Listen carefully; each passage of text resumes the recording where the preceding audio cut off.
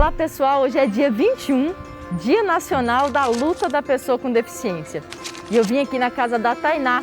Ela ficou cega aos 22 anos e eu vim aqui descobrir quais são as principais dificuldades que ela enfrenta na área da acessibilidade na cidade de Anápolis. Vamos comigo?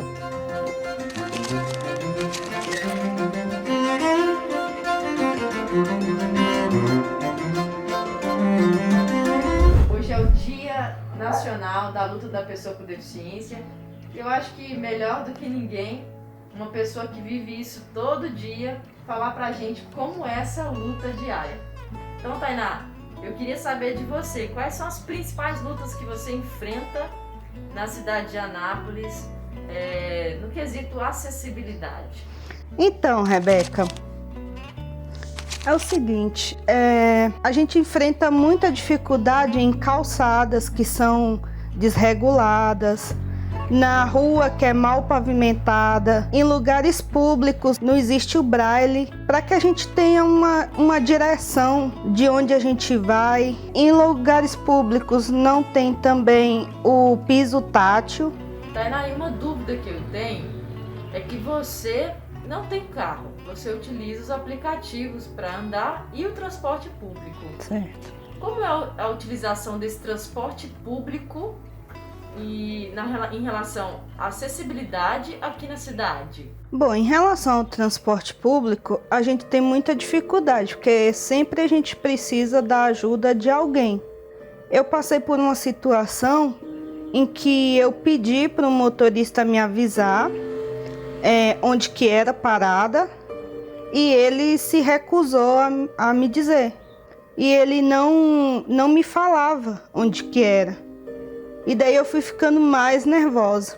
E quando chegou na parada, ele falou assim, não, cala a boca. Quando chegar lá eu vou te falar.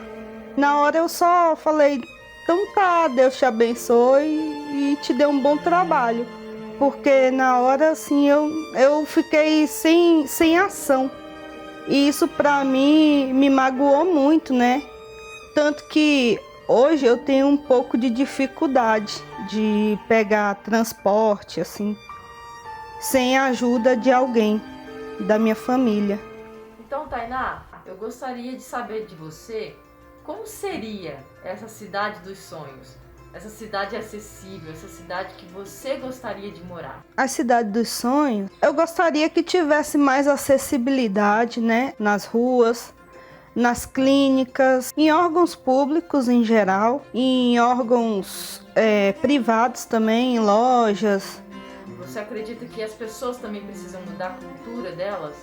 Eu creio que sim, Rebeca. Eu creio que as pessoas deveriam ter mais amor, compaixão pelas pessoas, sim. Não só pelos deficientes, mas pelas pessoas em geral. Às vezes é muita discriminação, muito individualismo, E a nossa dificuldade é essa, não só para os deficientes visuais, mas para todo tipo de deficiência. Então, pessoal, vocês viram aí a vida da Tainá.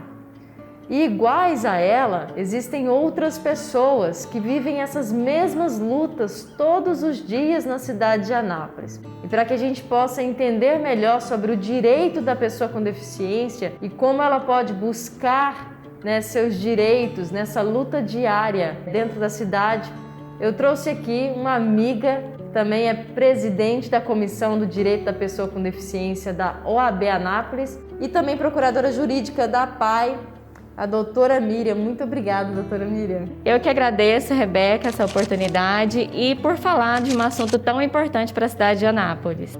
Então, doutora Miriam, a primeira pergunta que eu queria fazer é quais são os principais direitos da pessoa com deficiência que não são respeitados muitas vezes na cidade e aqui na cidade de Anápolis. Ressaltando, que dia 21 de setembro é o Dia Nacional de Luta da Pessoa com Deficiência e falando também do Estatuto da Pessoa com Deficiência, que é a legislação que garante todos esses direitos para a pessoa com deficiência. Lembrando que a gente está falando de 45 milhões de pessoas com deficiência no Brasil, quando a gente pensa aí no censo do IBGE que foi feito em 2010, e isso representa 23 1% da nossa população. Então, realmente é um assunto de grande importância e que precisa ser discutido. Eu quero te parabenizar pelo assunto, pela data, pela lembrança e pela luta. No caso da Tainá, a gente vê as dificuldades dela no caso da locomoção, né? Então ela tem dificuldade de transitar pelas ruas, ela tem dificuldade no transporte público. Isso é muito complicado, porque se todos os ambientes fossem acessíveis para todos, ela não estaria enfrentando essa dificuldade. Então tem legislação que garante os ambientes acessíveis, o transporte público com acessibilidade. No caso, ela deveria ter acesso a braille ou pelo menos alguém treinado pela empresa para atender a pessoa com deficiência, verificar as suas necessidades, ou até mesmo a questão humanitária de uma pergunta, né, se ela precisa de alguma coisa. Então a gente vê que leis existem, mas faltam uma responsabilidade maior enquanto ser humano, da sociedade, do poder público. Então, as leis existem, mas para que elas sejam eficazes, para essa pessoa ter a acessibilidade, tem que ter um esforço conjunto de todos, né? Fora a acessibilidade, um dos principais direitos é o direito à saúde, à educação, ao trabalho. Então, no trabalho, por exemplo, foi instituída a lei de cotas para as empresas que têm mais de 200 funcionários, tem que se contratar os 2% de pessoa com deficiência. Acontece que os órgãos, eles não têm um pessoal para fiscalizar, então a gente não tem os órgãos fiscalizatórios. A lei existe, só que de fato existe uma dificuldade em fiscalizar. Então as empresas não cumprem, né? Muitas vezes quando a empresa tem uma vaga disponível, ela também tem a dificuldade para encontrar a pessoa com deficiência que se encaixe naquele perfil da vaga. Então, às vezes ela não está preparada, ou não tem o curso, né? Então a gente encontra essa dificuldade dos dois lados também. Então as pessoas com deficiência, elas precisam também estar capacitadas, né? Desenvolver as suas habilidades. Outro direito de grande importância, Rebeca, é o direito à educação. Então nós vemos aqui no município mesmo que muitas escolas ainda não estão preparadas para receber a pessoa com deficiência, seja ela com deficiência física, auditiva, intelectual ou visual. Então a gente precisa avançar muito na área da educação. Precisa-se ter artigos pedagógicos específicos, currículo adaptado, ambiente, né, acessível. Então a gente tem, apesar de ter lei no município de acessibilidade, que garante esses direitos, a gente tem que avançar muito. A gente sabe que depende de recursos e de muitos esforços conjuntos. E eu sei que você é uma pessoa que vai lutar para que esses esforços eles sejam efetivados no município. Então, a gente vê também nas universidades que às vezes o deficiente auditivo, ele não tem um intérprete, então ele fica prejudicado nas aulas. E também na saúde, a pessoa com deficiência, ela precisa de uma atenção especial. Então, cabe ao poder público a ele dispensar um centro especializado em habilitação, em reabilitação, ter um acompanhamento mais de perto. A pessoa com deficiência, ela tem uma prioridade no atendimento. E quando essas pessoas se sentem violadas em seus direitos, o que elas devem fazer? Sim, nós temos vários órgãos de fiscalização. Quando a gente fala em descumprimento da lei que pode ser configurado um crime, a gente cita a delegacia da pessoa com deficiência. Ministério Público já cuida dessa área da saúde, da assistência, um benefício que não foi concedido ou um remédio que não foi dispensado. Então a gente pode contar com o Ministério Público.